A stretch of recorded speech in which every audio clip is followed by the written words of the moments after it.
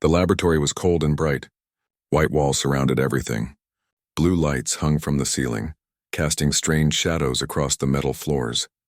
Dr. Nari walked through the sterile hallways with confidence. Her long fingers held a glowing tablet that showed streams of data. She reviewed the numbers carefully, her four eyes blinking one after another as she read. Nari belonged to the Velkari, a race that ruled much of the known galaxy. Her people were tall and elegant, with skin that glowed softly in different colors. They believed they were the most advanced species in existence. Their technology was superior. Their science was perfect. Their understanding of the universe was complete.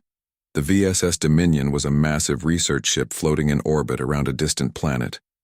Inside its crystalline walls, the Velkari conducted experiments on many different alien species. They studied biology, tested new medicines, and tried to understand how other creatures functioned. To them, it was all perfectly normal. After all, they were helping advance science. Nari entered her personal laboratory.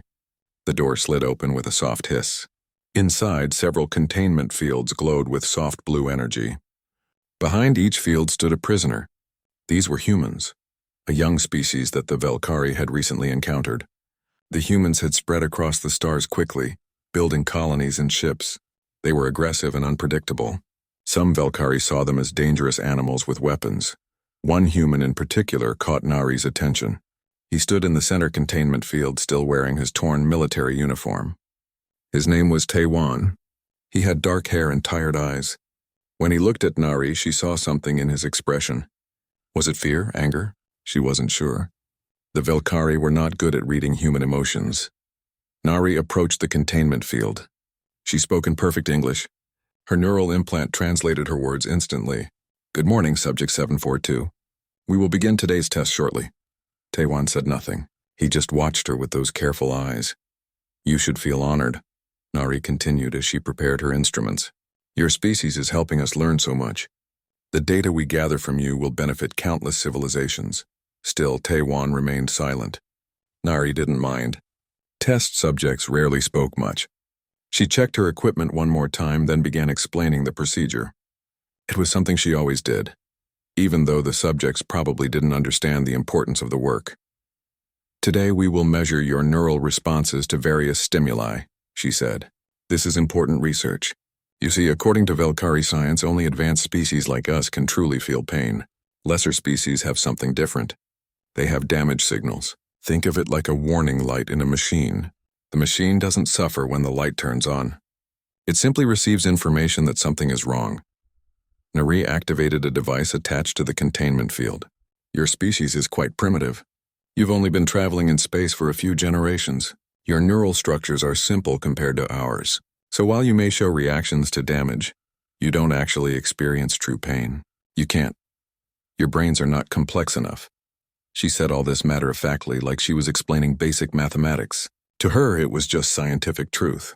Every Velkari scientist learned this in school. It was fundamental knowledge proven by centuries of research. For the first time, Taiwan spoke. His voice was quiet but steady. "You're wrong." Nari paused. She looked at him with curiosity. "Wrong about what?" "We feel pain," Taiwan said. "Real pain, just like you do."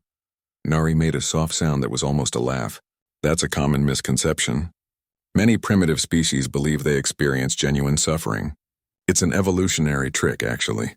Your brain creates the illusion of pain to make you avoid danger more effectively, but it's not real consciousness of suffering. It's just programming."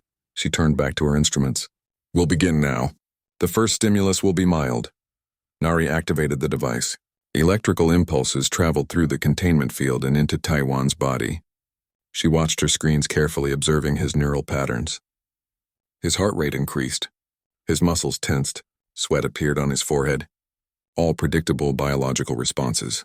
Taiwan's jaw clenched. His hands formed fists, but he didn't cry out. "Not yet." "Fascinating," Nari murmured, adjusting the settings. "Your species has excellent physical responses. Very sophisticated for such a young race." She increased the intensity. The electrical pulses grew stronger. On her screen, Taiwan's neural activity spiked dramatically. His breathing became rapid and shallow. His whole body shook. "The neural pathways are quite active," Nari observed, recording the data. "But again, this is just biological machinery. Complex machinery, but machinery nonetheless. You're functioning exactly as predicted. She increased the intensity again. This time, Taewon couldn't hold back. He screamed. The sound was raw and desperate, echoing off the laboratory walls. His body convulsed. His eyes squeezed shut. Nari noted the vocalization in her records. Screaming was a common response at this level of stimulus.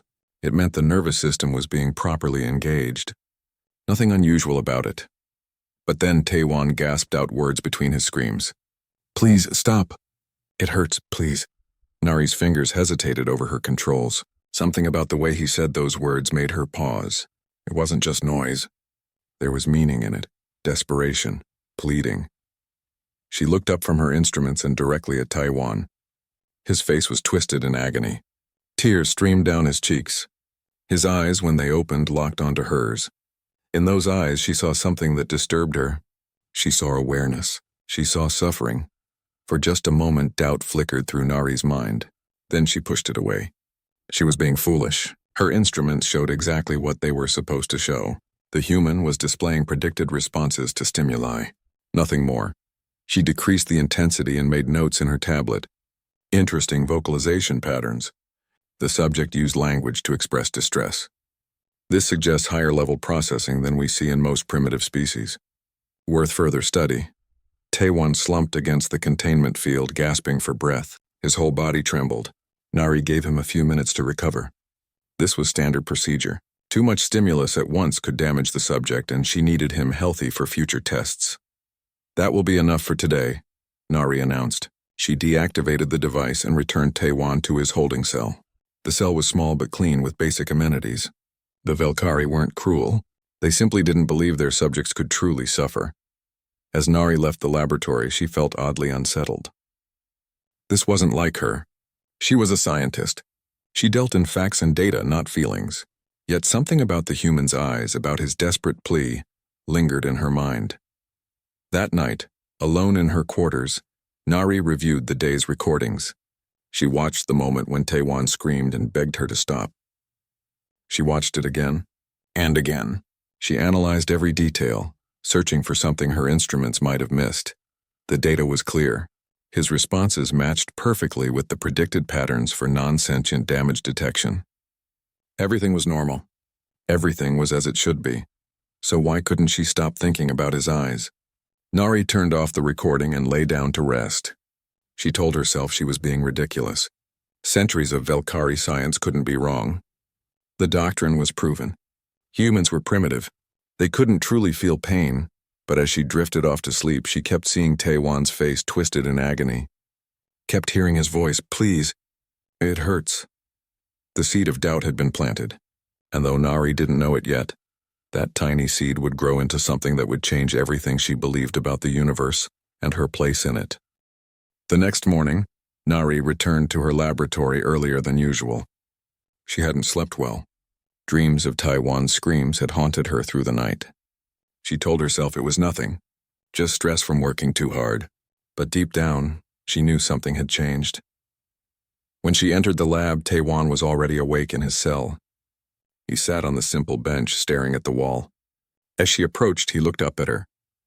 There was no hatred in his eyes, just exhaustion. "Good morning, Subject 742, Nari said, using her professional voice. "Today we will continue our research. But first I have some questions for you." Taewon raised an eyebrow. "Questions?" "That's new." Nari activated her recording device. "When I activated the neural stimulator yesterday, what exactly did you experience? Describe it in detail." For a long moment, Taewon just looked at her. Then he spoke slowly. "I experienced pain, real pain. It felt like electricity burning through my veins. Every nerve in my body was on fire. I wanted to die just to make it stop. But that's impossible," Nari said automatically. "Your neural structure isn't complex enough to suffer," Taewon interrupted. "Is that what they teach you? That we're too stupid to feel pain? It's not about intelligence," Nari explained. "It's about consciousness. True awareness of suffering requires specific neural patterns. Only the most advanced species possess them. And let me guess," Taewon said bitterly. "Your species just happens to be one of those advanced ones. How convenient." Nari felt something uncomfortable in her chest. Anger? Guilt? She wasn't sure. She changed the subject. Tell me about your life before you were captured. Where are you from? Taewon looked surprised by the question. For several days she had treated him like an object. Now she was asking about his past. He considered refusing to answer, but something in her 4 eyes seemed genuinely curious. I grew up in Seoul, he said finally. On Earth, it's a big city full of lights and people. I studied medicine at university. After I graduated, I joined the Colonial Medical Corps. I wanted to help the settlers on the frontier worlds. Why did you become a soldier? Nari asked. I didn't want to, Taewon said. But when the war started, the colonies needed combat medics. People were dying. I had skills that could save lives, so I volunteered. Over the following days, Nari found herself spending more time talking to Taewon and less time conducting tests. She told herself it was research. She was studying human behavior and communication, but the truth was more complicated. She was starting to see him as something other than a test subject. Taewon told her about his younger sister, Jiwon. She was studying to become a teacher. He described how she loved children and wanted to help them learn. His voice grew soft when he talked about her. Nari noticed the emotion there. Real emotion, not just programmed responses. He told her about his mother's cooking, the smell of rain in spring, the satisfaction he felt when he saved a patient's life. Each story was filled with specific details, rich memories, personal experiences. Do you miss them? Nari asked one day. Every second, Taewon said. His voice cracked slightly. My sister probably thinks I'm dead. My mother is probably grieving for me right now. And I can't do anything about it. I can't tell them I'm alive. I can't tell them I'm sorry for leaving. Nari watched his face carefully. Tears formed in his eyes. His expression showed genuine anguish. She checked her instruments. They showed elevated stress hormones and increased neural activity in the emotional centers of his brain. But according to Velkari science, these were just biological responses, not real feelings. Yet looking at Taewon's face, Nari found it harder and harder to believe that. One afternoon, Nari decided to try something different. She brought up images on a holographic display, pictures from Earth's history, art, architecture, natural landscapes. She wanted to see how Taewon would react. When she showed him a picture of Seoul at night with its bright lights and tall buildings, Taewon's eyes filled with tears. Home, he whispered. I used to walk those streets every day. I knew every corner, every shop, every face. She showed him a photograph of children playing in a park. He smiled sadly. My sister used to look like that, so full of life and hope. She believed the world was good. I wonder if she still believes that now with this war going on. Then Nari made a mistake. She showed him images from the war. Destroyed human colonies. Buildings reduced to rubble. Casualties being carried away. Taewon's expression changed completely. His face twisted with grief and rage. That was New Haven Colony, he said, pointing at one image. I was there during the attack. We were trying to evacuate civilians when your forces arrived. They didn't care that these were innocent people. They just kept firing. His voice shook as he continued. I held a 4-year-old girl while she died. Her name was Hana. She had been playing with a toy rabbit when the bombs hit. She kept asking for her mother. I couldn't tell her that her mother was already dead. I just held her and lied. I told her everything would be okay. She died believing that lie. Nari felt something break inside her. She quickly turned off the display. I'm sorry, she said. I didn't mean to what? Taewon demanded. To remind me that your people are killing mine? To show me that my suffering doesn't matter because you don't think I'm advanced enough to really suffer? That night Nari couldn't work. She sat in her quarters staring at her data. According to every measurement she had, Taewon's responses fit the expected patterns for non-sentient damage detection, but she couldn't ignore what she had seen and heard over the past weeks. The richness of his memories, the depth of his emotions, the way he anticipated future pain and experienced psychological trauma from past pain. These weren't the behaviors of a biological machine. These were the behaviors of a thinking, feeling being. Curious, Nari accessed the Velkari historical databases. She searched for information about the pain doctrine, when it was established, how it was proven. What she found disturbed her deeply. The doctrine wasn't as ancient as she had been taught. It had been established about 300 years ago, during the Velkari Empire's period of rapid expansion. At that time, the Empire was conquering new worlds and using conquered species for labor. The doctrine had been proposed by a scientist named Velthar, but his research had been funded by the Imperial government, and his conclusions had been very convenient for the Empire. If conquered species couldn't truly suffer, then using them for hard labor wasn't morally wrong. Nari dug deeper. She found that several scientists had challenged the doctrine over the centuries. They had presented evidence that other species could experience genuine pain, but their work had been dismissed, rejected. Sometimes they had even been punished for spreading dangerous ideas. The doctrine hadn't been proven through careful science. It had been created to justify exploitation, and then it had become so fundamental to Velkari society that nobody questioned it anymore. Nari felt sick. She looked at her instruments, her carefully calibrated devices for measuring pain, and she realized something terrible. These instruments only measured what Velkari science defined as pain. They looked for specific neural patterns found in Velkari biology. They weren't actually measuring suffering. They were measuring similarity to Velkari suffering. What if different species experienced pain differently? What if their neural architecture processed suffering through completely different pathways? The Velkari instruments would never detect it. They weren't designed to. The next morning, Nari entered the laboratory with a new determination. Taewon looked up as she approached. He seemed wary, probably expecting another painful test. Instead, Nari asked him a simple question. When I hurt you during the tests, do you truly experience it as real? Not in the biological sense. I mean, do you consciously suffer? Taewon met her four-eyed gaze steadily. Every single time, he said. The pain is as real as anything I've ever felt. Sometimes it's worse than physical injuries I got in combat, because at least in combat I knew why I was suffering. Here it's meaningless, random, that makes it worse. He paused, then added quietly, and the worst part? You don't even believe me. You think I'm lying or confused. You think my screams are just noise. That makes the pain feel even more unbearable. Nari's world tilted. Everything she had believed, everything she had been taught suddenly seemed like a lie. She looked at Taewon and finally truly saw him. Not as a test subject, not as a primitive creature, but as a person who had been suffering while she remained blind to it. I believe you, she whispered, and in saying those words she crossed a line that she could never uncross. Believing was one thing, knowing was another. Nari spent 3 sleepless nights planning what she was about to do. It was dangerous. It violated every protocol. It could destroy her career and possibly kill her. But she had to know the truth with absolute certainty. She approached Taewon's cell early one morning. I need your help, she said without preamble. Taewon looked surprised. My help with what? I want to understand what you experience, Nari explained. Not through instruments or measurements directly.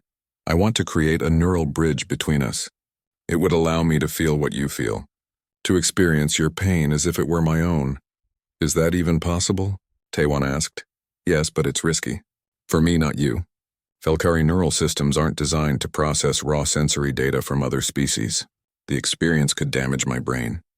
It could kill me. Taewon stared at her. You're willing to risk your life to prove that I can suffer? I need to know, Nari said simply. If I've been wrong, if my entire civilization has been wrong, then I've done terrible things. We've all done terrible things. I need to know the truth. After a long silence, Taewon nodded. All right. If this is what it takes to make you understand, then let's do it. That night, when the laboratory was empty and the other researchers had gone to their quarters, Nari set up the neural bridge. It was complex equipment, usually used for medical procedures. She had never used it like this before. She attached sensors to both Taewon and herself. Thin wires connected to their heads linked through a quantum processor. The machine hummed softly as it calibrated. Are you sure about this? Taewon asked. He looked worried, which surprised Nari. Why would he care if she got hurt? I'm sure, she said. We'll start small. Just a minor stimulus, level 2 on the neural scale. She activated the bridge. For a moment, nothing happened. Then suddenly she felt it. A connection forming between her mind and Taewon's. It was strange and disorienting. She could sense his presence, his consciousness, touching hers. Nari activated the pain device at level 2. On her instruments, it showed as barely significant. A minor discomfort at most. Through the neural bridge, it felt like lightning struck her entire body. Nari gasped and nearly broke the connection. The pain was immediate and overwhelming. It wasn't just a signal. It was an experience that filled every part of her awareness. She couldn't think about anything else. Couldn't focus on anything else. The pain became her entire world for those few seconds. That was level 2, Taewon said quietly. You usually start your tests at level 5. Nari trembled. She had put him through level 5. Many times. And she had thought it was minor discomfort. She had been so wrong. But it wasn't just the physical sensation. Through the neural bridge, Nari experienced more than pain. She felt Taewon's emotions. His fear, his anger, his desperate hope that she would finally understand. She experienced his memories too. They flooded into her mind without warning. She saw through his eyes as he held the dying child Hana, felt his helplessness as he watched her life slip away, experienced his grief when he said goodbye to his family, not knowing if he would ever see them again. She felt his trauma from the previous test sessions, the way he dreaded each morning, knowing more pain was coming, the nightmares that haunted his sleep, the crushing weight of being unable to make his tormentors understand that he was truly suffering, and perhaps most devastating of all, she felt his compassion. Even after everything she had done to him, Taewon didn't hate her. He pitied her for her ignorance. He hoped she could change. He believed in her capacity for good. It was too much. Nari tore off the neural bridge and collapsed to the floor. Her luminescent skin patterns flickered wildly, changing colors rapidly. This was a Valkyrie response to extreme stress, something that rarely happened to her species. She couldn't breathe properly. Her hands shook. All 4 of her eyes filled with moisture, something Valkyrie only did in moments of profound emotion. Are you okay? Taewon asked from inside his containment field. He actually sounded concerned. Nari looked up at him. I'm sorry, she whispered. I'm so sorry. All those times. Every test. Every session. You were screaming and I thought it was just noise. You were suffering and I told myself it wasn't real. Tears ran down her face. How many others? How many beings have we hurt because we couldn't see their pain? The Grask, the Therium, the Korthan. All the species we've tested. They all suffered just like you, didn't they? Taewon said nothing. There was nothing to say. They both knew the answer. Nari sat on the cold floor for a long time, trying to process what she had experienced. Her entire worldview had shattered. Everything she believed about the universe, about her people's place in it, about the righteousness of their actions, was built on a lie. Not just a simple mistake. A deliberate lie, created to justify exploitation, and she had helped perpetuate that lie through her research. Finally, Taewon spoke. His voice was gentle. You couldn't have known. You were taught to trust your instruments, to believe in your science. The real crime isn't what you didn't know. It's that your society made sure you couldn't know. That doesn't excuse what I've done, Nari said. No, Taewon agreed, but recognizing the truth is the first step toward making it right. Nari stood up slowly. Her legs felt weak, but her mind was becoming clearer. She knew what she had to do now. I need to get you out of here, she said. And then I need to expose the truth about the doctrine. It's not just me, Taewon reminded her. There are 27 other humans on this ship, and thousands of other beings across your empire. Can you save them all? I don't know, Nari admitted. But I have to try. Even if it destroys me, even if it destroys my career. I can't keep doing this knowing what I know now. She accessed her computer and began copying all her research data, the neural bridge recordings, her conversations with Taewon, the historical documents showing how the doctrine was established, everything that could prove the truth. What will you do with that? Taewon asked. Broadcast it. Send it to every scientific institution, every government, every news outlet I can reach. Force my people to see what they've been ignoring. They'll call you a traitor, Taewon warned. Probably, Nari agreed. But being loyal to a lie is worse than being a traitor to comfort. She finished copying the data onto a secure storage device. Then she began planning the escape.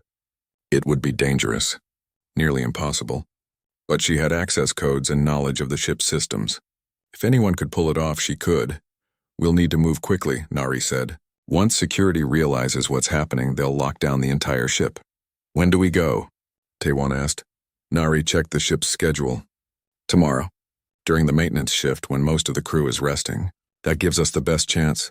She looked at Taewon one more time. This human who had shown her the truth. This supposedly primitive being who had proven to be more advanced than her entire civilization in the ways that mattered most. "Thank you," she said, "for not giving up on me. For believing I could change." Taewon smiled slightly. "That's what makes us human. We believe in second chances.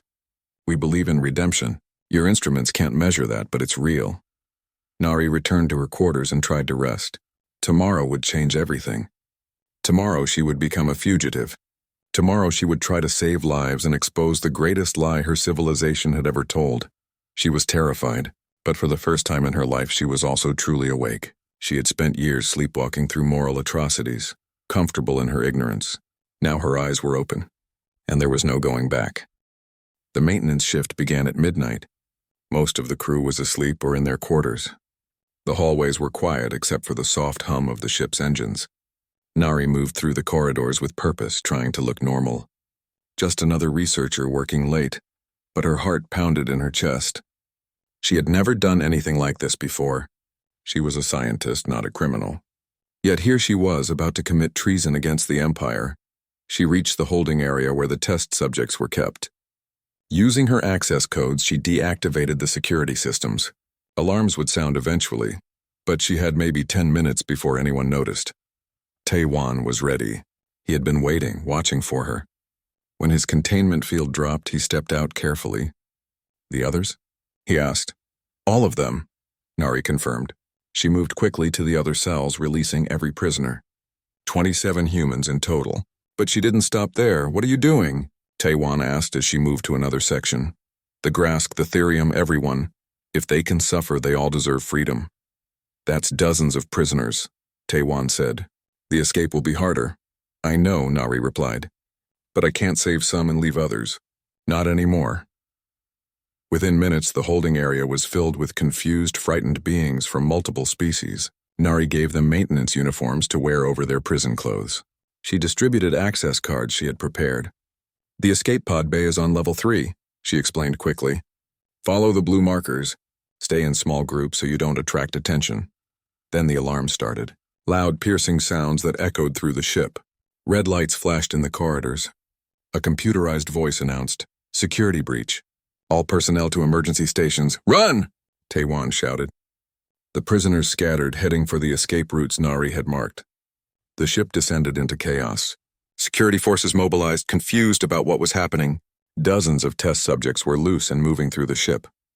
Nari and Taewon led the largest group toward the pod bay. Behind them, they could hear shouts and the sound of running feet. The security forces were catching up. They turned a corner and found their path blocked. Dr. Cal Ren stood there with a security team. He was another researcher, one who had always been suspicious of Nari's recent behavior. His weapons were raised, aimed directly at her. "Nari," Cal Ren said, his voice full of disappointment. "What have you done?" "What I should have done long ago," Nari replied. "I've freed them. All of them. They're test subjects," Cal Ren argued. "They're valuable research resources. You're destroying years of work. They're people," Nari said firmly. "They suffer just like we do." "The doctrine is wrong, Cal Ren. I've proven it. I've experienced it myself." "That's impossible," Cal Ren insisted. "Centuries of research supports the doctrine. You can't just—" "The doctrine was created to justify exploitation," Nari interrupted. "It's not science. It's propaganda, and I won't be part of it anymore." Cal Ren looked genuinely confused. He had always believed in the Empire, in their mission, in their superiority. The idea that everything was built on a lie seemed impossible to him. "You're making a terrible mistake," he said. "The terrible mistake was believing comfortable lies," Nari replied. "Now let us pass." "I can't do that." Cal Ren raised his weapon higher.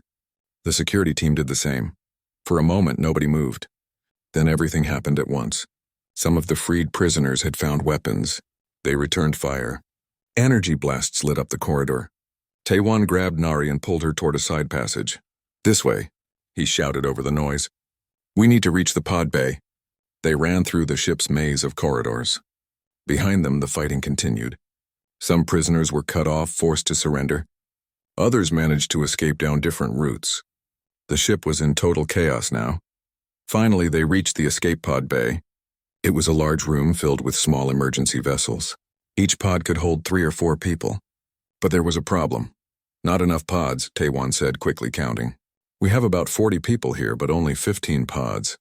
He immediately started organizing people. His military training took over. Families together. Injured first. Move quickly. He helped beings of different species climb into the pods, making sure everyone was secured. Nari watched him work. He was efficient, calm despite the danger. He helped others board the pods but didn't get into one himself. Taewon, she said, realization dawning. You need to get on a pod. He shook his head. Someone needs to stay behind to manually launch the pods. The ship's computer system will prevent automatic launches. It's a security feature. Then I'll stay, Nari said. No. Taewon's voice was firm. You have the evidence. The data about the doctrine.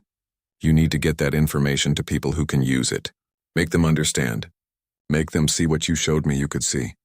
But they'll capture you, Nari protested. They'll punish you. Probably, Taewon agreed. But I'm a soldier. I knew the risks when I signed up. You're a scientist. Your weapon is truth, not violence. Use it. The sound of security forces grew louder. They were almost here. Taewon began launching pods one by one. Each small vessel shot out into space, carrying its precious cargo to freedom. A Grask prisoner, one of the oldest test subjects, grabbed Nari and pushed her toward the last pod. He's right, the Grask said in broken common language. You go. You tell truth. Nari found herself being forced into the pod. Through the viewport, she could see Taewon at the launch controls. Security forces were breaching the bay door. Energy weapons fired. Taewon's uniform got scorched from a near miss, but he kept working. Their eyes met one final time. Taewon smiled. It was a genuine, warm smile that said everything words couldn't. Forgiveness, belief, hope. Then he hit the launch button. Nari's pod shot forward, accelerating away from the VSS Dominion. She pressed against the viewport, watching as Taewon raised his hands in surrender. Security forces surrounded him, restraining him roughly. Other pods scattered in different directions around her, each one carrying freed prisoners to safety, each one a testimony to Taewon's sacrifice. Nari clutched her data storage device. She felt tears streaming down her face again. She had lost everything. Her career, her reputation, her place in society. She was now a fugitive from the empire she had once served proudly. But she carried something more valuable than any of that. She carried proof. Undeniable evidence that the Velkari doctrine was wrong. And she carried a memory of a human medic who showed her what true courage looked like. The pod's navigation system beeped. It was asking for destination coordinates. Nari entered the location of the nearest human settlement. She would go to them. She would show them what she knew. And then together they would force the galaxy to face the truth. As the pod traveled through the darkness of space, Nari made a vow. Taewon's sacrifice would not be meaningless. She would make the universe listen. She would expose the doctrine for the lie it was. She would ensure that no more beings suffered while others convinced themselves that the suffering wasn't real. Behind her, the VSS Dominion grew smaller. Ahead lay uncertainty, danger, and the hardest fight of her life. But Nari was ready. A human had shown her the truth about pain. Now she would show everyone else. The pod continued its journey through the stars, carrying a Velkari scientist who had finally learned to see. The human patrol ship intercepted Nari's escape pod 3 days later. She had been drifting in space, surviving on emergency rations, waiting for rescue or death. When the ship's tractor beam locked onto her pod, she wasn't sure which one she was getting. The humans brought her aboard carefully. They had weapons pointed at her the entire time. She couldn't blame them. She was Velkari, after all, the enemy, a scientist who had experimented on their people. The ship's captain was named Dong-hyun. He was older than Taewon, with gray in his hair and tired eyes. He studied Nari through the security screen. You have something to say, he observed. We'll listen. Then we'll decide what to do with you. Nari showed him the data storage device. I have proof, she said. Proof that the Velkari doctrine about pain is false. Proof that your people and many other species can truly suffer. Captain Dong-hyun looked skeptical. Why would you help us? You're one of them. Because a human medic named Taewon showed me the truth, Nari replied. And because I can't live with myself knowing what I know and doing nothing. She told them everything. About the neural bridge. About experiencing Taewon's pain. About the escape and his sacrifice. Captain Dong-hyun listened quietly, his expression unreadable. Over the next weeks, Nari shared her findings with human scientists and military leaders. The neural bridge recordings were the most powerful evidence. Watching a Velkari scientist experience human pain from a first-person perspective was undeniable proof. But the humans were divided about what to do with the information. Some military leaders wanted to use it as propaganda. They wanted to broadcast it to justify expanding the war against the Velkari Empire. They saw it as a weapon. The scientists had different ideas. They understood the broader implications. If the Velkari were wrong about pain, it changed everything. It meant centuries of exploitation based on false science. It meant countless beings had suffered needlessly. Nari argued for a different approach. Don't use this for war, she pleaded. Use it for truth. Broadcast it to everyone. Humans, Velkari, all the other species. Let the evidence speak for itself. After much debate, a group of human scientists agreed to help her.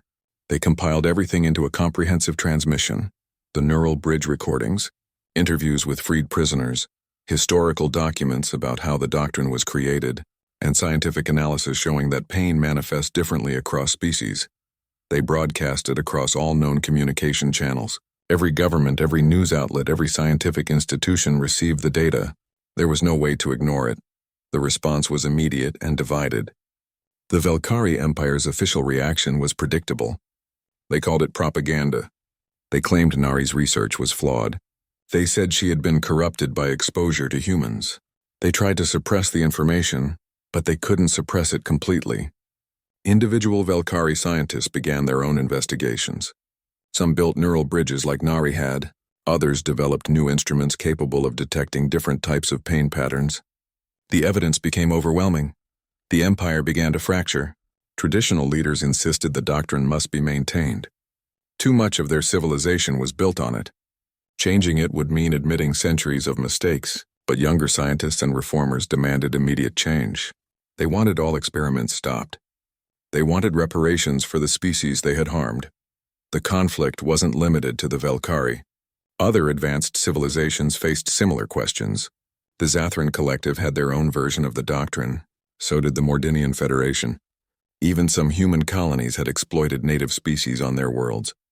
Everyone had uncomfortable truths to face. 6 months after the broadcast, Nari received unexpected news. Through unofficial channels, someone contacted her with information about Taiwan. He was alive. He was being held in a Velkari prison, awaiting trial as an enemy combatant. The news energized the reform movement. Taiwan became a symbol, not just a human prisoner, but a person who had shown mercy to his captor and sacrificed himself for others. His story spread across both human and Velkari space. Human diplomats, backed by reformist Velkari, demanded his release. The traditional faction resisted. They saw him as dangerous, a living reminder of everything they wanted to deny.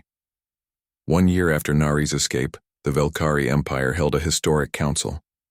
Scientists from across the empire presented evidence. Reformers argued for fundamental change. Traditionalists fought desperately to maintain the old ways. The debate raged for weeks. Nari provided testimony via secured transmission. She described not just the scientific evidence, but the personal transformation. How recognizing others' pain had forced her to recognize them as people. How it had changed everything about how she saw the universe. In a moment that became famous throughout the galaxy, Nari made a simple statement. The day I truly understood pain was the day I became fully sentient. Until then, I was the machine. I responded to data. I followed programming. I was incapable of real empathy. Taiwan didn't just show me his pain. He showed me my own capacity to care about it. The council eventually reached a compromise. The pain doctrine was officially declared flawed. All experiments on sentient species were suspended. A commission was established to develop new ethical frameworks and provide compensation to affected species. As a gesture of reconciliation, all prisoners held for experimentation were released. Including Taiwan, the traditionalists weren't defeated. They still held significant power and continued to resist reform. But the fundamental premise had shifted. The Velkari could no longer claim with certainty that they alone were truly sentient. Nari and Taiwan met again at a neutral station on the border between human and Velkari space. Both had changed. Nari was thinner, her luminescent patterns dimmer from stress and exile. Taiwan bore scars from his imprisonment and walked with a slight limp.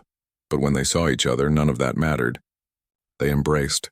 It was an awkward gesture between two species with different physiologies, but it was genuine. "Thank you," Nari said simply. Taiwan shook his head. "You're the one who risked everything to make this right." "I only did what you showed me was necessary," Nari replied. "You taught me to recognize pain. That's the beginning of all morality." Together they established the Institute for Interspecies Understanding. It was dedicated to developing methods for recognizing sentience and pain across different biological types. Both humans and reformist Velkari funded it. Scientists from dozens of species worked there. The work was slow and often frustrating. Deep prejudices didn't disappear overnight. The Velkari Empire remained conflicted. Some human factions wanted revenge rather than reconciliation. Change was hard and painful, but there was progress. New instruments could detect pain patterns across a wider range of neural types. Protocols were established for first contact with new species. Educational programs taught young beings to question their assumptions about other minds. Years later, Nari gave a lecture to a mixed audience of humans, Velkari, and other species. The topic was the neuroscience of empathy.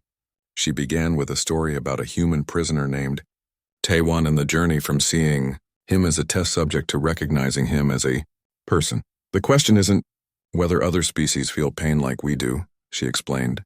"The question is whether they feel pain at all. And finding that answer requires us to look beyond our own experience. We need instruments and methods that don't assume similarity to ourselves." She paused, her four eyes sweeping across the diverse audience. "But more than instruments, it requires empathy. The willingness to believe that experiences different from our own are still real and valid." After the lecture, Nari and Taiwan walked through the station's observation deck. They looked out at the stars together. Ships from many species passed by. Some were warships, but more often they were traders, explorers, and students. The galaxy was slowly changing. "Do you think it was worth it?" Nari asked quietly. "Everything we went through. Everything we lost." Taiwan watched a Velkari science vessel dock peacefully alongside a human merchant ship. "I think about the prisoners who would still be in those labs if you hadn't changed. I think about the scientists who now question instead of assume. I think about all the species that might be spared because we proved the doctrine wrong." He turned to her with a gentle smile. "Yes, it was worth it." Nari's luminescent patterns glowed softly. The scars remained for both of them and for their societies. The wounds hadn't fully healed. But healing had begun, and that was what mattered. In recognizing each other's pain, they had found something universal. A word that ironically came from humanity, but had grown to mean something that transcended species. It meant the capacity to suffer, to empathize, to grow beyond programming and instinct. Decades later, a young Velkari student named Cal Sen studied the pain doctrine controversy in school. Her instructor displayed images of Dr. Nari and the human medic Taiwan. "These two individuals changed our civilization," the instructor explained. "They proved that empathy requires more than instruments. It requires the courage to question everything we think we know." Cal Sen raised her hand. "Teacher, do some people still believe the old doctrine?" "Yes," the instructor admitted. "Change is slow. Some people cling to old certainties.